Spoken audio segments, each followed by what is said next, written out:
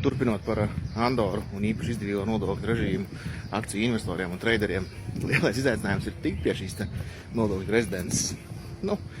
Ja ir ļoti daudz naudas, tas, protams, nav izaicinājums, bet tā mazliet ieskicējot, kādi ir varianti, kurš gribās būt kā akciju investoru un traderim, tad droši mēs nemeklējam kaut kādas tur darba opcijas vai kaut ko tam līdzīgi, līdz ar to mēs vajam kā investors. Tad tur ir pasīvā, aktīvā nodokļu rezidents, atkal atgādina, šī nav nekāda konsultācija, kad tur ir aktīvā, pasīvā. Pasīvā paredz to, ka vismaz 90 dienas gadā ir jāuzturās Andorā. Aktīvā, jeb tad normāla nodokļu rezidents paredz to, ka vismaz 180 dienas gadā tur ir jādzīvojās. Un vēl viens nosacījums ir tāds, ka ir jāveic ieguldījums vismaz 600,000 eiro apmērā.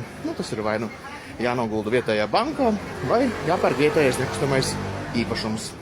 Un papildus tam vēl jāveic depozīts ir pie regulējušām iestādēm.